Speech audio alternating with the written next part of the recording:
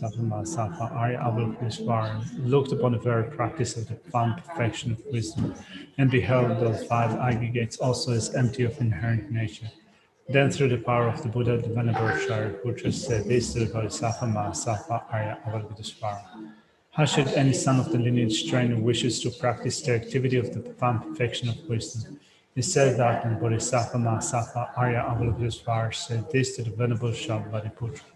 Shariputra, any son of the lineage or daughter of the lineage who wishes to practice the activity of the profound perfection of wisdom should look upon like this, correctly and repeatedly beholding those five aggregates also as empty of inherent nature.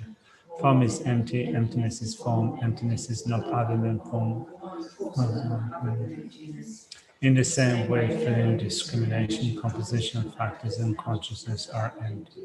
Shariputra likewise, all phenomena is without characteristic, abdus, unceased, stainless, not without stains, not deficient, not fulfilled. Shariputra, therefore, in emptiness, there is no form, no feeling, no discrimination, no composition of factors, no consciousness. No eye, no ear, no nose, no tongue, no body, no mind, no visual form, no sound, no odor, no taste, and no phenomenon. There is no I element and so on, not to including no mind element, no mental consciousness element. There is no ignorance, no extension of ignorance and so on, not to including no aging and death, and no extension of aging and death. Similarly, there is no suffering, origination, cessation, and path. There is no exalted wisdom, no attainment, and also no non-attainment. Shariputra, therefore, because there is no attainment, Bodhisattvas rely on the wild perfection of wisdom, a mind without obscuration and without fear, having completely passed beyond error, they reach the end point of Nirvana. All the Buddhas who dwell in the three times also manifestly completely awakened to the unsurpassable, perfect, complete enlightenment, in reliance on the perfection of wisdom. Therefore, the mantra of the perfection of wisdom, the mantra of the great knowledge, the unsurpassed mantra, the mantra equal to the unequal, the mantra that thoroughly pacifies all suffering should be known as the truth, since it is not false. The mantra of the perfection of wisdom is declared.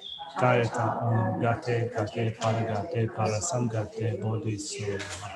Shariputra, the Bodhisattva Mahasattva, should try and find perfection. Then the Bhagavan wrote that concentration commended the Bodhisattva Mahasattva Arya Avalokiteshvara says, well said, son of the lineage, it is like that, it is like that. One should practice the profound perfection of wisdom just as you have indicated, even the Tathagatas rejoice. The Bhagavan having thus spoken, the Venerable Shariputra, the Bodhisattva Mahasattva Arya Avalokiteshvara, and those surrounding in the entirety along with the worlds of gods, humans, asuras, and Gandharvas were overjoyed and highly praised thus spoken by the Bhagavan.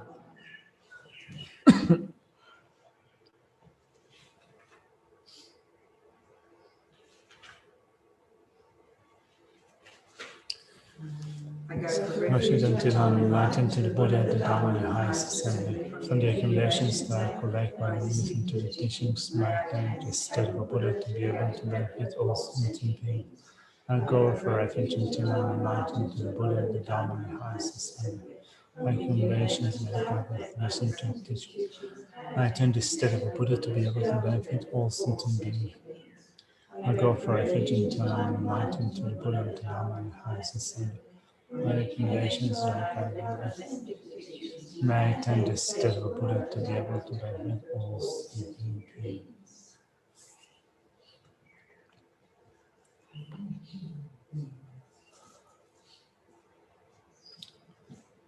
All right. Good arbo, as they say. So, thought of doing a couple of things today. First of all, how are you guys doing? Everything is okay? No major disasters, personal crisis that needs to be addressed? All right. Just checking. Not unless you're in the Yeah. Well, I thought you might need to confess your sins, but probably not. All right. It's not confession time yet. Okay. So, what I thought of doing today was to cover a couple of secondary offenses and also to cover what we did today in following up from what we did in the previous week. So let's start with, forgot my notes at home. Okay. We'll manage without that. What's the point of writing notes if I leave it at home? All right. So we're looking at a section of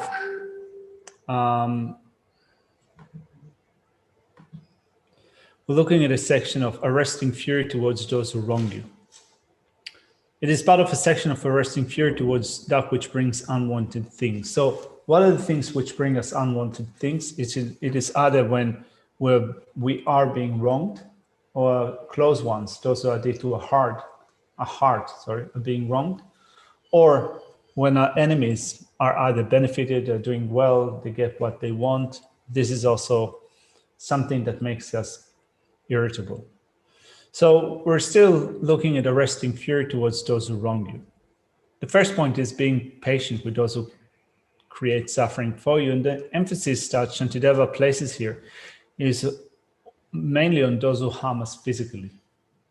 Right? So we've covered quite a few verses in that section. And in the previous week, we started with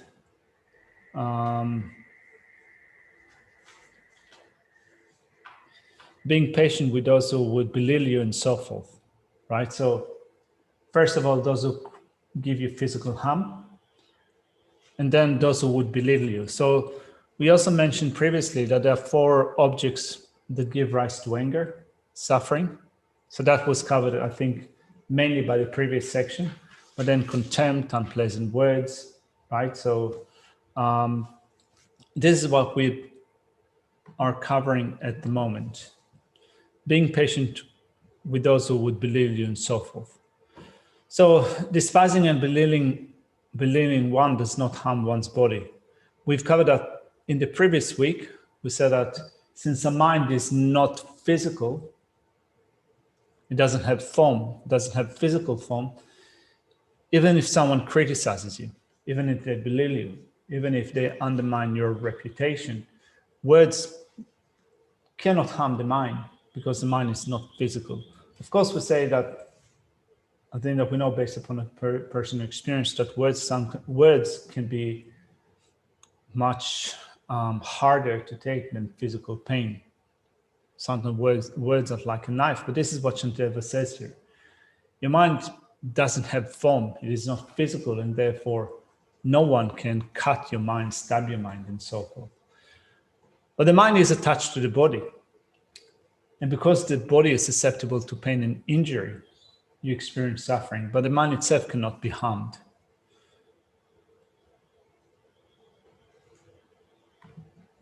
He says in those verses, since my mind is not physical, in no way can anyone destroy it.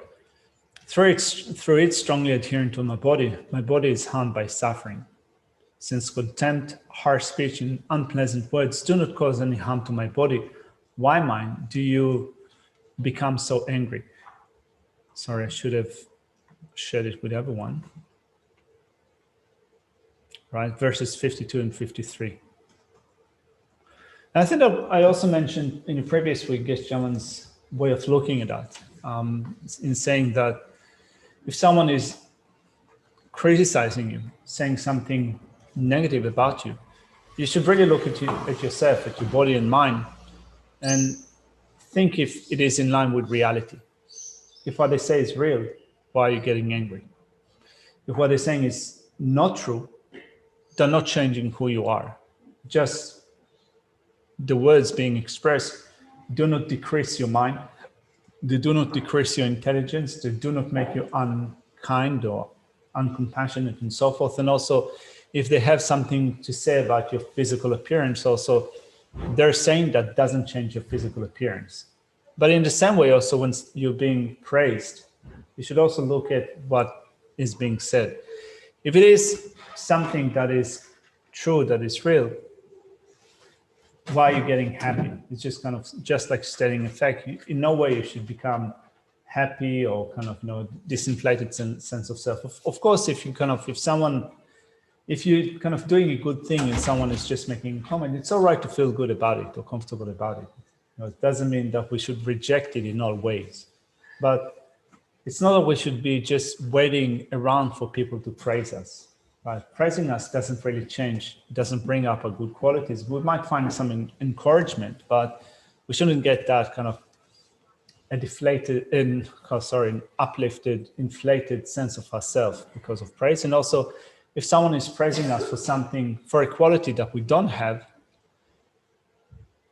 please, I think that can bring this sense of discomfort, kind of feel sometimes you're expected to participate in that or to respond to the praise. And it's quite uncomfortable when you know that you're being praised for something that you don't have. So you can, I guess, use that as an encouragement to go on and develop good qualities. Anyway, Graham says, what about when a person suddenly suffers a mental illness? Doesn't that affect the mind? It does affect the mind. So it does affect the mind. But here what Shantideva is saying that when he says, do not get angry with someone that belittles you, a person belittling you, saying harsh words and so forth, their harsh words or belittling and so forth, sense of contempt, doesn't harm your mind. Of course, mental illness doesn't harm the mind, but here we're looking at anger, right? Not getting angry with those who would belittle you.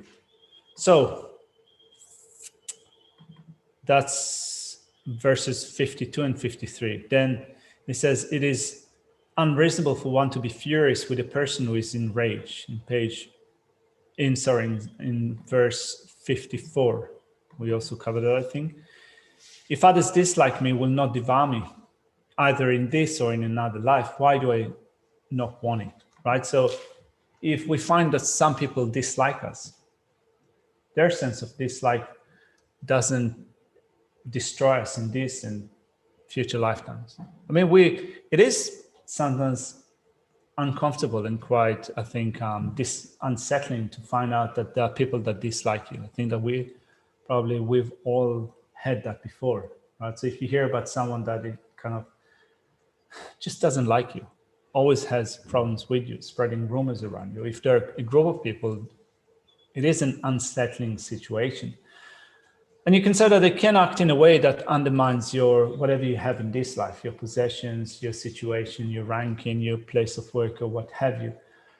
That can happen. But here Shantideva says, just their dislike of you, if they just don't like you, doesn't really destroy you in this and future lifetime.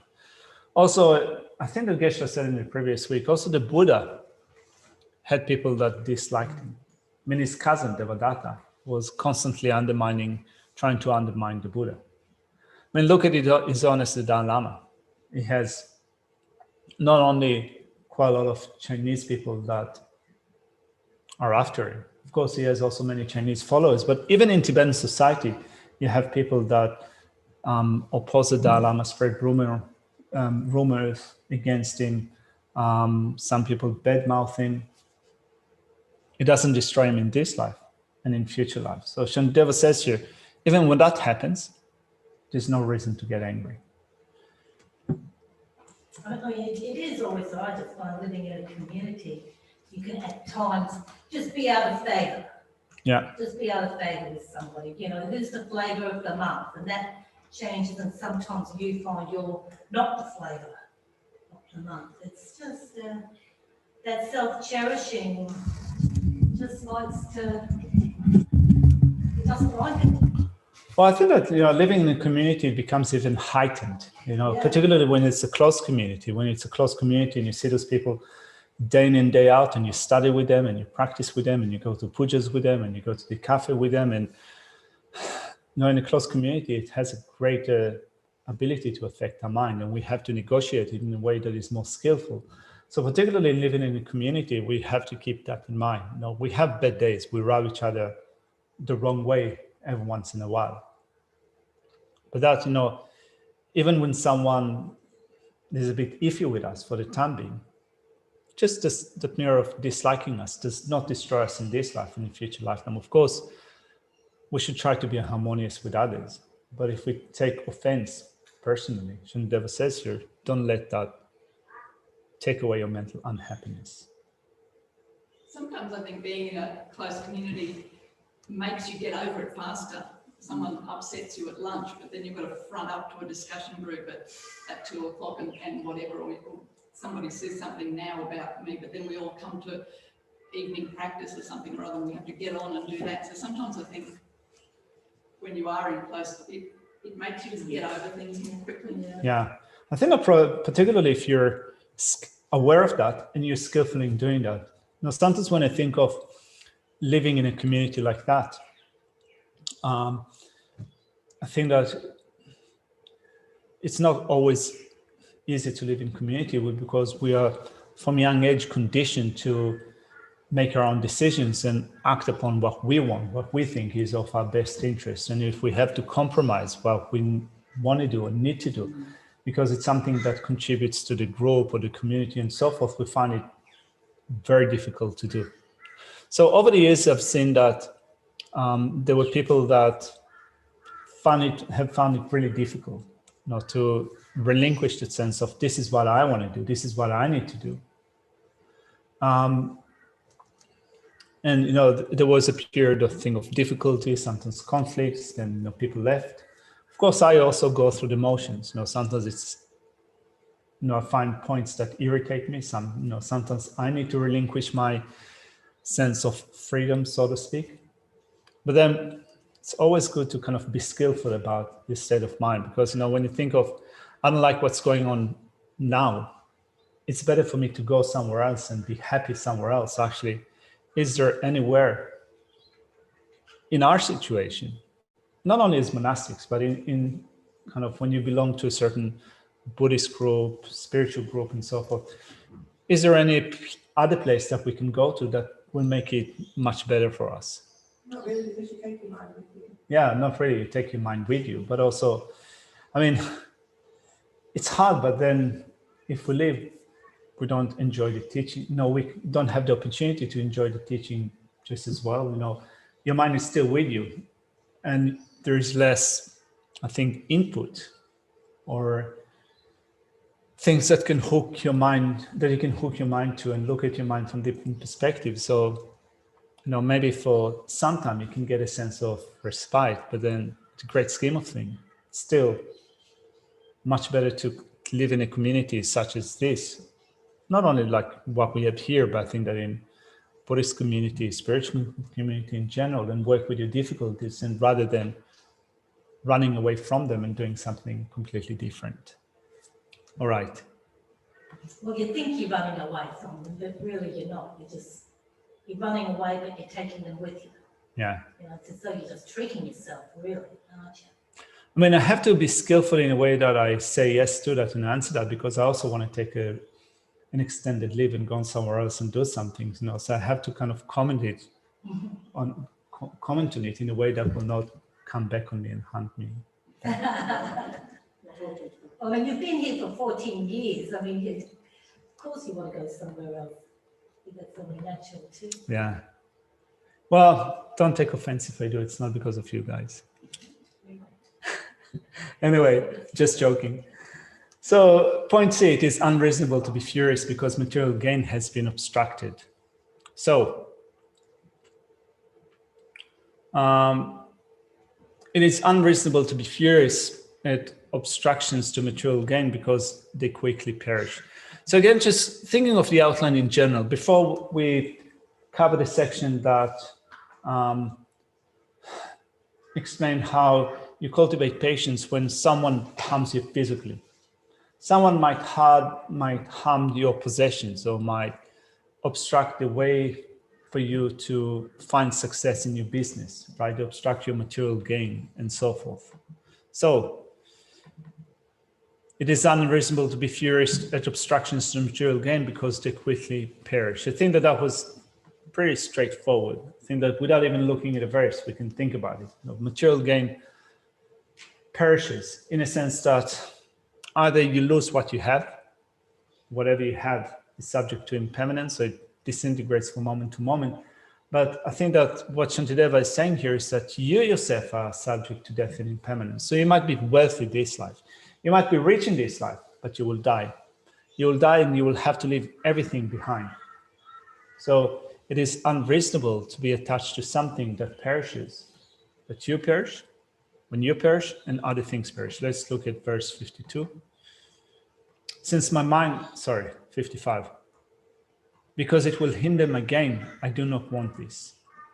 I shall discard my gain here, and my negativities will remain securely. In that I will discard my gain here in this life when I die, and my negativities will remain securely. In that the negativities that we have accumulated on account of finding that gain will continue with us to next lifetime.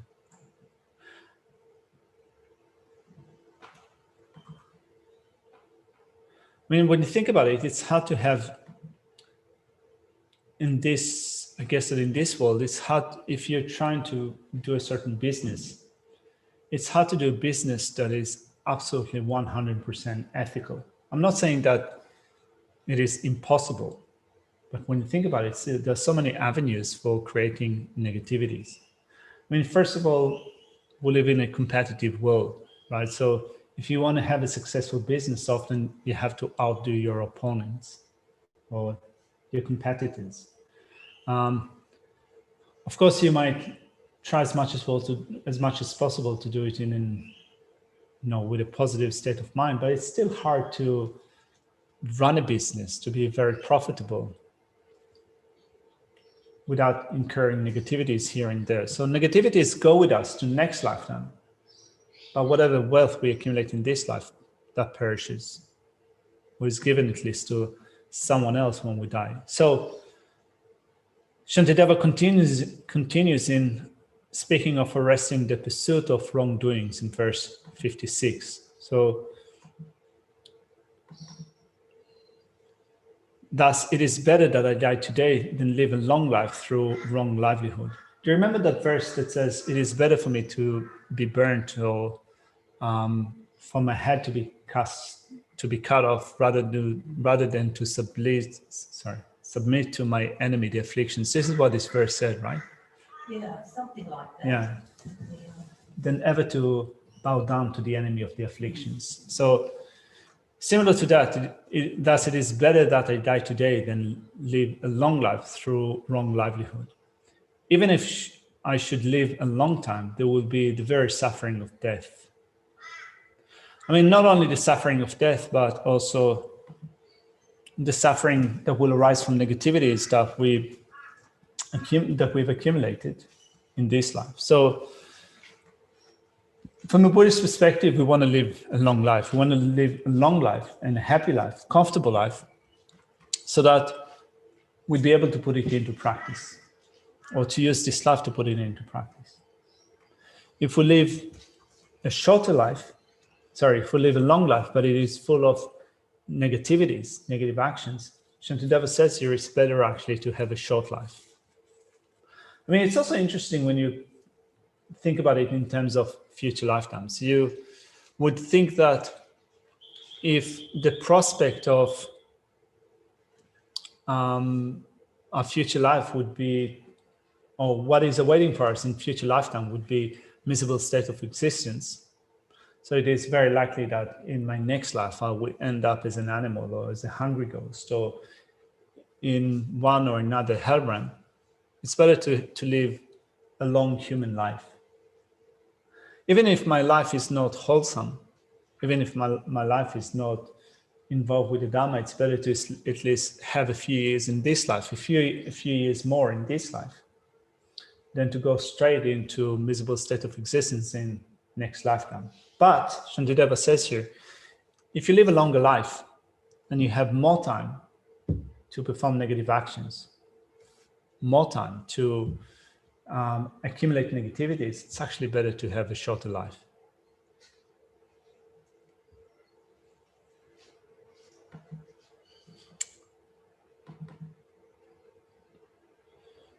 Then, establishing by means of an example the unreasonableness of craving material gains. And this is what we started with today, verses 57, 58. So if you had a dream where you were dreaming on hundreds of years of happiness and comfort and pleasures and so forth, amazing the God realms in your dream, or with just a brief momentary dream. You experienced it only for 1 minute. You wake up from the dream and all of it is gone, regardless of how long you were dreaming of it. Similarly, here Shantideva says, upon death, all the happiness and pleasure that you had life will be just an object of memory. I mean, this is, if you remember what has occurred to you in your previous lifetime, that would be just a memory. But in most cases, we'll not even have memories of all the pleasures and comforts we had in our previous life. So it says suppose someone should awaken from a dream in which he experienced 100 years of happiness, and suppose another should awaken from a dream in which he experienced just a short while of happiness. For both of these people who have awakened, that happiness will never return. Similarly, whether my life has been long or short, at the time of death, it will be finished like that. It's very grim, isn't it? I mean, we still want to have a long and comfortable life, a long and happy life. But I guess the message here is that if you crave that happiness and comfort and you accumulate negativities on account of that, at the end, that happiness or comfort that you have craved will be only an object of memory, nothing more than that. But you'll still be left with negative actions that you've accumulated on account of that.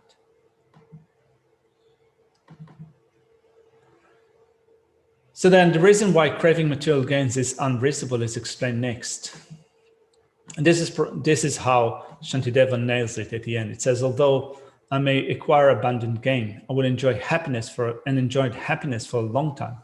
I shall go forth naked and empty-handed, just like having been robbed. We actually spoke about it at length, either in this course when we studied Shantideva's Guide to Bodhisattva Way of Life, or in previous Lamrim meditations when we reflected upon death and impermanence, right? At the time of death, nothing will be of help apart from the Dhamma. So wealth and possessions will not help, your friends and relatives will not help, even the body will not help. You will continue on completely empty-handed. The only thing that will follow you from this lifetime to the next is karma. Just follows you like a shadow follows the body, right? So that's what Shantideva says here. So all of these reasonings,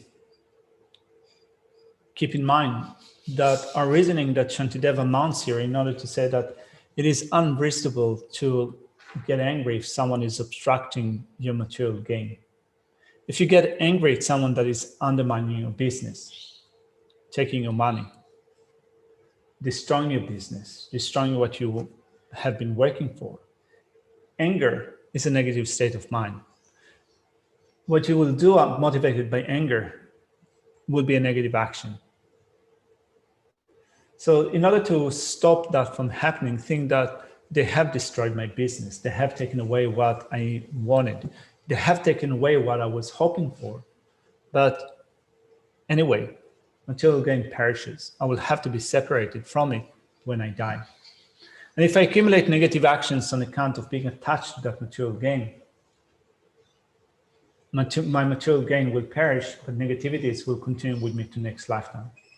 So it's actually better to live a short life without that, rather than living a long life with those negativities. And then the last point in that section says, refuting the reasoning behind spending one's time in material pursuits, verses 60 and 61. Let's read through that.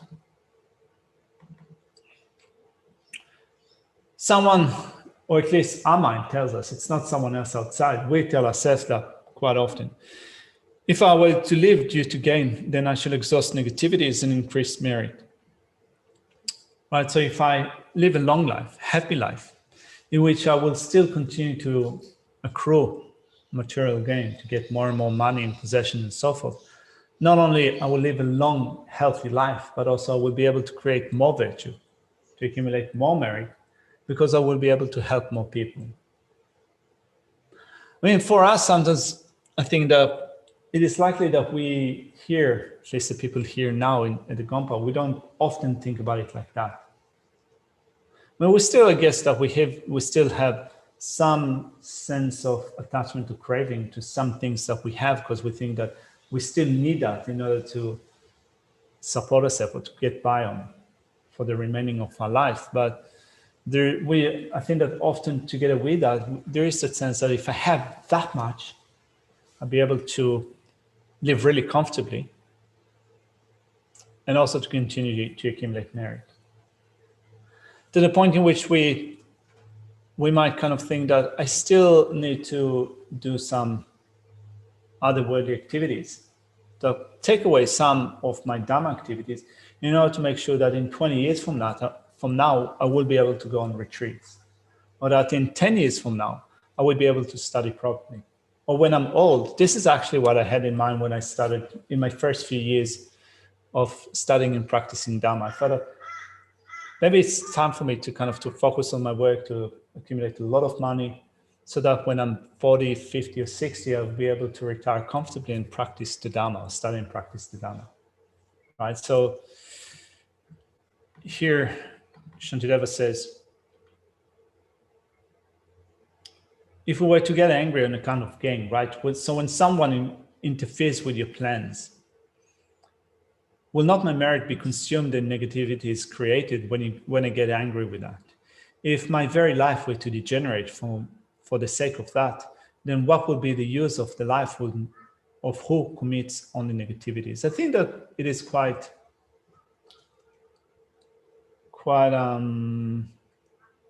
clear, right? It's very similar to what Shantideva has said up until now. It's better to live a life that is free from negativities, albeit shorter, rather than a long life with negativities. Any questions? I guess, somebody who's only got ordained recently, but then before then was a nurse, which you would say is a virtuous profession. Mm. It's still, in both situations, it's not all that difficult to be non-virtuous. Oh yeah. Even now that I'm ordained, with all these vows that I have, I'm still probably creating just as many non-virtues as what I was when I was a nurse, trying to, all the time trying to lead a good ethical life. Yeah. But it's not too hard. It's not all that difficult to be non-virtuous, isn't it? Well, I've been doing this job for 15 years. I started with Geshe Jamin, and I worked with him abreast for 9 years, and there were so many occasions in which I got irritated with him. It's like annoyed with him, irritated him, I scolded him. I still kind of, every few years when I get to hang out with him again, there are days in which we're being a bit impatient with each other. And the same thing also with my teacher in Taiwan. It's like he's been very kind to me, but there are days in which he irritates me. I mean, it doesn't happen much, but my mind reacts to a certain situation because I want things to be in the way that I want them to be. And the same thing with Geshe Tsultrim. So we can do things that are virtuous. It doesn't mean to say that every day, or we can do things that are beneficial, but it doesn't mean that every day we create virtue. Or even have the aim and the aspiration and go about doing things that are all virtuous. Mm. That, the mind being what it is and samsara existence, all pervasive suffering being what it is, we have the constant opportunity for practice. Mm. There is no, even until we become enlightened, there's always the opportunity for practice, really, isn't there? And I think even then once you are enlightened, you still need to be seen to be emanating patience, even though you get the benefit of it, you're still participating in that activity. I remember there was a day when I attended teaching with Siddhu Rinpoche, my ordination master, I was getting towards lunch break, and my knees were already hurting. I was kind of a little bit hungry, and I started to get into that irritated state of mind. Just, I thought I'd just get on with it. Stop repeating yourself. Just get on with it. So that's a lack of patience, right? Yeah. So it's easy to be in a virtuous situation where you think that everything should work perfectly, but your mind still gets gets to be negative. Yeah, that's right. You can still become irritated and annoyed. Yeah, just get on with it. Yeah, that's right. Come on. Yeah, You've said that. How many times have you said that? yeah, I know. I mean, And I'm going to say it one more time. I think they all do it. They all do it just to push our buttons, I'm sure. Yeah. To test us. Wake us up. Yeah. Yeah, wake us up too. Yeah. Drive us to distraction. I used to, like, Mum was open and say, oh, okay, well, that's it. I finished that. And you could hear this collective, all right, we'll do the dedications now. And we Yeah. all, oh. A few hours later. Because you know you're going to be there for at least another hour while we dedicate. No, I can't think of any more to do. Protector prayers now. Just get on with that. Yeah, that's like, come on, it's bedtime. All right. Well, it's actually good that we can have a laugh about it now and kind of then think to yourself how ridiculous it is when you get angry or irritated in that situation. I mean, if we notice that we are getting irritated and then be able to step back and to look at that irritated state of mind and think to yourself, how would it be like tomorrow when I remember that I've been irritated with Lama Zopa Rinpoche, with Siddha Rinpoche, with my teacher, how ridiculous it is to be irritated when they teach us more, when they give us more, when there's more opportunities for creating virtue. It's actually quite ridiculous. Yeah, well, it's that constant opportunity that when you're around Lama Zopa, you just got to let go. And I'm sure all the teachers in the cemetery with your teachers, you've just got to let go of everything and just go with them. An attitude that I had when I was looking after my mother, and my mother and I, we didn't get along for decades. And these days we do. And my attitude that I had was that Mama's always right. I go there and play the game of Mama's always right. So it didn't matter what she said, what she did, she was right, and I just thought of reasons on why she was right. So that's the way I could. And that's what you've got to do when Lama Zopa's here. You just got to go, well, what time is it going to start? When Lama Zopa says it's going to start, you just got to. There's people who don't have a time device at all when Rinpoche's teaching, you don't have to worry about it. Yeah. You've just got to let everything go, and like you said, be grateful that we are with it. We are in this little guru bubble. When you are with your teacher, it really is just such a precious time. To waste it becoming annoyed is hilarious. Yeah, been there, done that.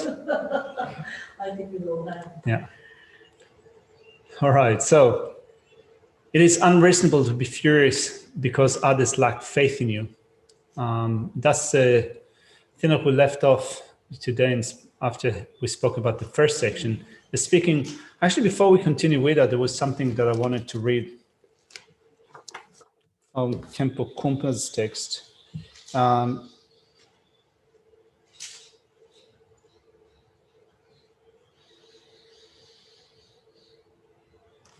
In relation to that section, refuting the reasoning behind spending one's time in material pursuits, verses 1661. So it says in this book, in page 213, once again, it could be argued that if we are rich, we're likely to live for a long time and not die. And by making offerings and charitable donations, by having sacred images painted, by creating representations of the Buddha's body, speech, and mind, what we call holy objects, by making prostrations and circumambulations and so on, we will purify negative karma and will accumulate much merit. It is for this reason, we tell ourselves, that we are irritated when we encounter hindrances to such a course. But if we are irritated with what prevents us from getting what we want, given that one instant of anger or hatred destroys merit accumulated in the course of 1,000 kalpas, does not this mean that all our merit will dissipate and a great evil increase? In that case, what use will our lives have been when the only real reason for living, the purification of negativities and the accumulation of merit, has been ruined? When merit has been exhausted and there has been a great increase in negativity, what is the point in living such a life? What point is there in not dying when evil is the only consequence? Surely there is no point at all. Straight to the point, isn't it? Yeah. So, as speaking ill of oneself causes one to lose faith in the speaker, it is reasonable to be furious with the act of speaking ill of others, right? So we think of ourselves, here in this context, we think of ourselves as practicing the Bodhisattva deeds. So we are either Bodhisattvas or Bodhisattvas in the making, which means that in order to be of benefit to others, we need others to trust us mainly. I mean, the greater benefit that you can give to others is to give them the Dhamma, right? Generosity of giving the Dhamma. In order to teach the Dhamma to others, you need people who trust you. Not only people that have faith in you, but also people that like you, that find that you're a pleasant person, someone that you can, that people can relate to. So suppose that there is someone that belittles you, someone that disparages you, and you think that if they do that, I will lose my credentials. I will have less credibility. Therefore, it is reasonable to get irritated when someone criticizes me because others would lose faith. So here Shantideva says, are you getting that irritated as a bodhisattva when others are being criticized? Right? So if others are being criticized and therefore they lose their popularity, people in that sense become, they lose favor. They become less and less popular, in short. Does it make you irritated? Does it make you angry? In the same way that you get irritated when you are being criticized.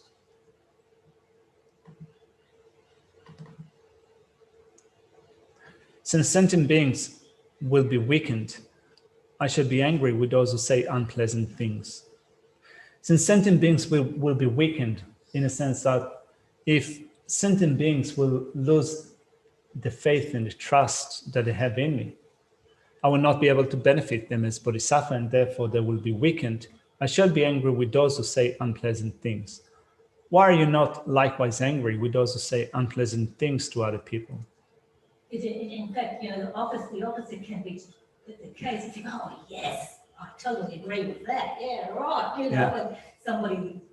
When people are criticizing other people, that's what I think too. Yeah, this is what Geshe said today. So that often kind of, even if it doesn't concern us directly, we sometimes kind of are happy to pitch in and kind of get involved in that, in adding some more criticism. Actually, this is, when you think about it in relation to avoiding the 10 non-virtuous actions, the lust of speech is idle talk. And it says that when you get involved with idle chatter, it can lead to those attitudes in which you partake in conversations, you participate in conversations in which there's criticism that is waged against others, and then you feel kind of, either obliged to participate or you need something to contribute, or kind of it fuels your own afflictive states of mind. So it's not that you just want to participate, you feel that it is that it's justified that you participate. So it increases our hostility, it increases our attachment and so forth. So it's better to kind of, there must be a secondary offense to that, you would think. Disparaging others? Yes. And being glad when others are being disparaged too, that's... Well, there is the first root downfall, praising myself and belittling others. And we said that is motivated by attachment to gain in honor. There was a secondary offense that is motivated by greed and by pride and anger, right? So that is directly when we disparage others, but also you can say that just as well when others are being disparaged, and we find that pleasant. I mean, when you think about it, when we think of, I think particularly in contemporary politics, when someone that we dislike is being criticized and disparaged, and we think that they've got what they want, they got what they deserve, and blah blah blah. But if some of these white supremacist groups and the really extremist groups, and they're proven wrong. Yeah. On a factual matter, I guess, it's not just opinion, but that their theory is proven wrong. But in that case, if their theory is proven wrong, keeps you delight that the theory is proven wrong. It's not a put down of the person, distinguishing that. So it's erroneous thinking. It's erroneous thinking, but not putting the person down. Yeah, kind of we want to separate kind of between the person and what they say, or the person and their negative state of mind. No, rather than getting angry at the person, you can either resent the word, or you can resent the afflictions in the mind stream, but not the middleman.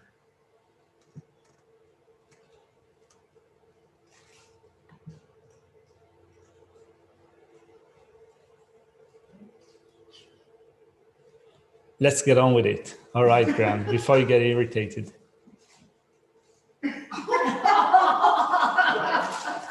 I know Graham's back. Yeah, Graham's back, everybody. Yeah. That was supposed to be a joke, of course. Yeah. We know. Yeah, we know. We're teasing you. Nice to have you back, Graham. Yeah. All right. So as for Graham's request, we're now going to turn to the secondary offenses. So let's look at, so we've covered 32. Let's look at 33 and 34. 33, if out of pride or laziness, you do not go to receive useful explanations and commentaries on the Dhamma, it is a secondary offense of not going somewhere for the sake of the Dhamma. So, Thupten Chodron in a commentary explains that quite nicely. She says it doesn't mean that whenever you hear that there is a teacher in the vicinity or some teachings that are given in another place, you have to then rush to that place and take teaching from that person. It's rather that when you think of something that you're already doing, right? So you're attending a study program. You are relying upon a certain teacher. There are Dhamma activities that you're already being involved with in your organization, in your center, in this community or whatever. And you think that, I don't feel like doing it. I feel like staying at home. I feel like going to the beach today. I feel like just kicking back and having a cup of coffee. Maybe I'll watch something on Netflix. That type of laziness. This is what it means to, it doesn't happen to you? All right. No, I think so. You're also pure. Maybe not Netflix. Maybe not Netflix. Maybe Prime, Amazon Prime. I've got the food. So it is if you think about it, it is a secondary. No, if you do it, if you think about it like that, it is a secondary offense of not going somewhere for the sake of the Dhamma. So it says if it is out of pride or laziness. Now, out of pride, thinking that, for example, I've already attended those teachings before. Now, like for example, I've attended teachings on the Gata Bodhisattva way of life a few times. That's, I think, probably my 4th or 5th time. I mean, doing it here at Timrezik Institute, not speaking of other teachings with His Honesty Dalai Lama. So if I think that I've already listened to these teachings or received them, I don't need to do it again because I already know them. But have you realized that? No, I said that if I do, that would be a secondary offense. I think that every time that I study this material, it's like studying a fresh, completely new.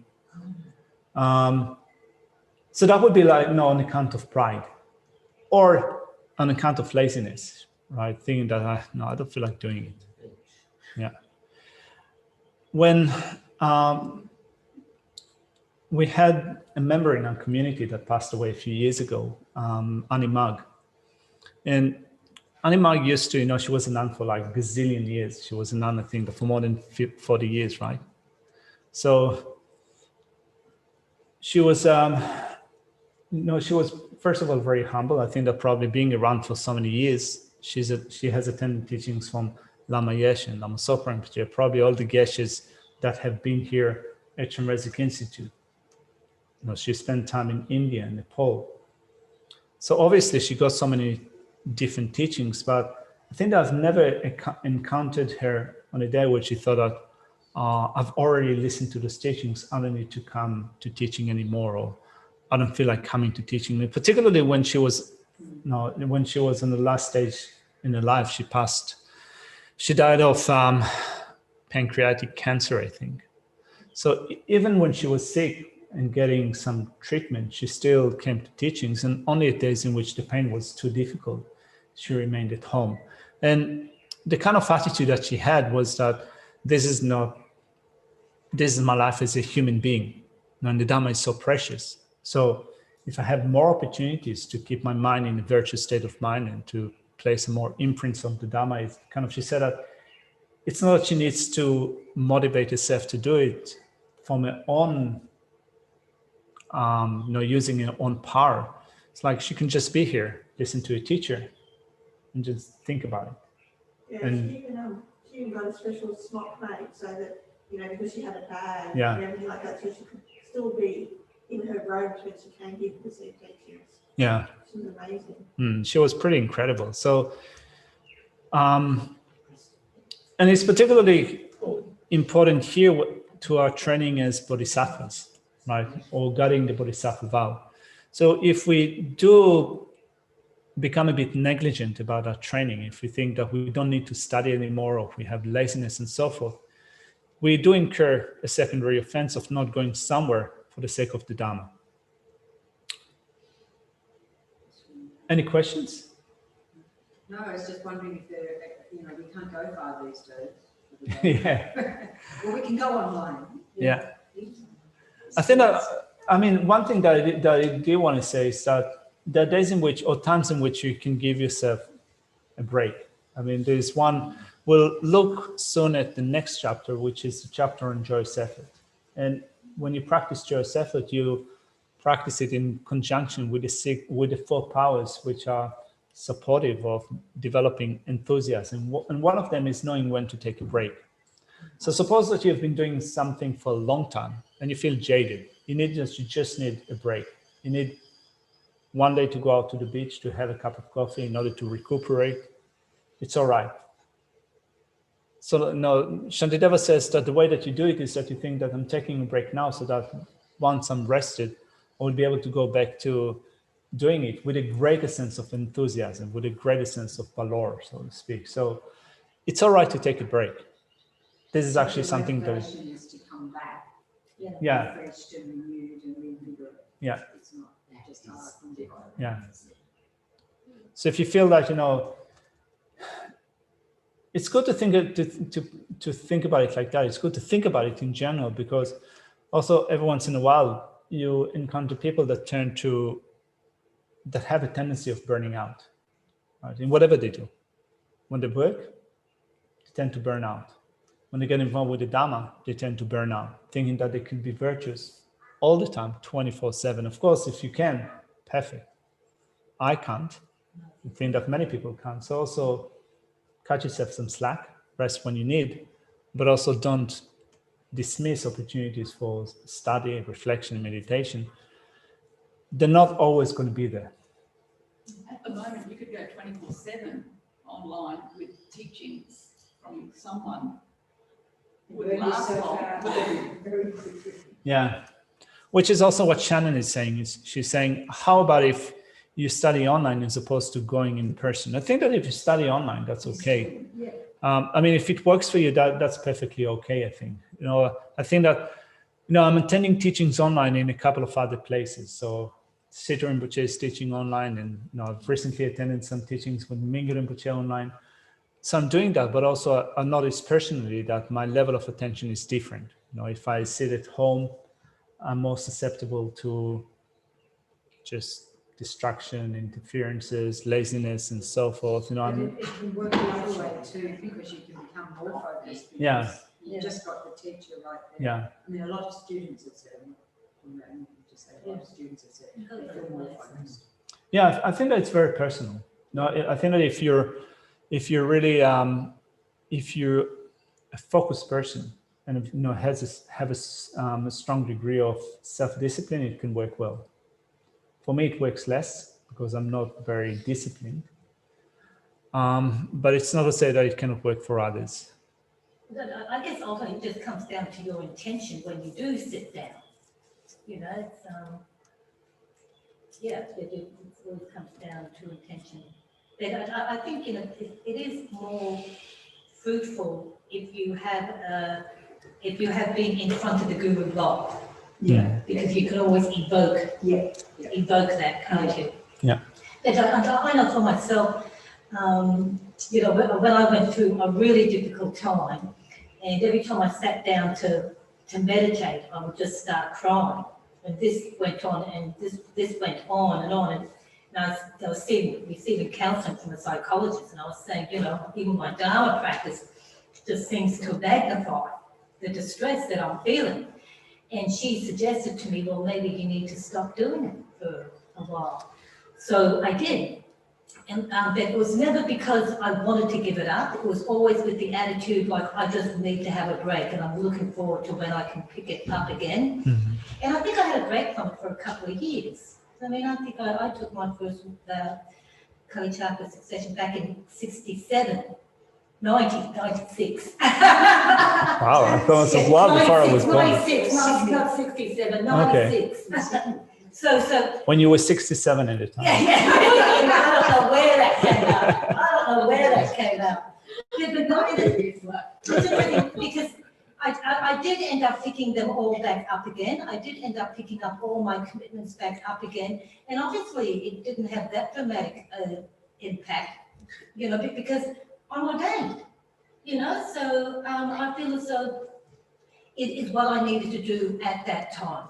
And it's not that I gave myself a hard time about it. I was just having a break, and I was looking forward to when I could pick them up again. You know, when my mind, when I was strong enough to manage it, you know, because I got to the point where, for whatever reason, my mind just would just cry. But so I think you can give yourself a break like that, from even from commitments, Because that's what I did. I gave up all my commitments, except for the refuge, of course, the 3 minutes. I think that probably, you know, it's good if you could receive an advice from a qualified teacher, you know, in the sense that I think that, you know, the situation that you described, you know, in working with your psychologist was something that worked for you. But, you know, when I think of, you know, if I go through a period like that and I get to the point where I find that even doing my commitments is quite hard for me, quite difficult for me, I would go and see one of my teachers and just talk to them about it, just to get kind of support for that. And at the end, I think that it's also up to us to integrate a plan that works for us. You know, so you can listen to an advice from a teacher. It works for you, but also the teacher needs to know you through and through, and to know your limits, to know your thresholds, to know if you're going to make it or not. Right. So, you know, I'm saying that because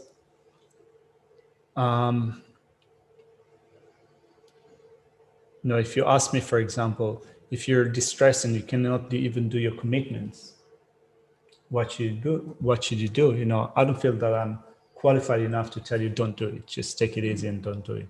You know, if you have a teacher that you can consult with, that's perfect. Well, I mean, I would have loved to have had a teacher who I had a personal relationship with like that, but I didn't. Yeah, if you have. That's right. If you have, which I didn't, and I didn't have the Dharma support around me at that time. In fact, I think that the Dharma politics was part of the problem that contributed to the whole distress. I mean, it's sometimes can be quite hard. You go to India, for example, you attend an empowerment with His Holiness the Dalai Lama. It comes with a certain commitment. Then there's a certain situation where you discover that, you know, you cannot do it exactly in this way, or, you know, as you say, you go through a really rough patch. You cannot go to India to ask His Holiness, can I stop doing it for, you know, for a month or two? You know, so there is an ideal situation where all the contributing conditions are there and they can help you out. But often we have to deal with reality and make choices. Yeah. I mean, but mind you, that was probably about a good 10 years ago now, 10, 11, 12 years ago, that I stopped doing them for a while. But I mean, it's not that I wanted to do it, but, you know, when you're just sitting down and you're crying, as soon as you start, you know, I take refuge and you just start crying, like, it was too distressing, too painful. but these days I hardly ever do that, thank goodness. I'm not such a suki lala. All right. So it's 4 o'clock. We are going to cover the last secondary offense in that list tomorrow. So I'm sorry for that, Graham. I hope that you can bear with us. I'll forgive you this time, Carlton, but you know, you got to shape up. You know. Thank you. You're all too kind. Missed you All too. right. Yeah. Move it along. You're dismissed. All right.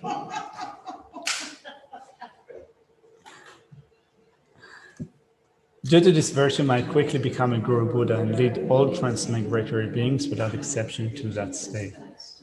May the precious Supreme Bodhisattva not yet born arise. May that arisen not decline, but increase more and more. In this land encircled by snowy mountains, you are the source of all happiness and good. All powerful Chenrezig Tenzin Gyatso, please remain until samsara ends. You upholds the durable way, who serves in the bountiful birth, all sustaining, preserving, and spreading the gymnastic George doctrine. I masterfully accomplish this magnificent praise, honoring the 3 jewels, protecting myself and others, your disciples. Please let me go. Thank you. Thank you. Thank you.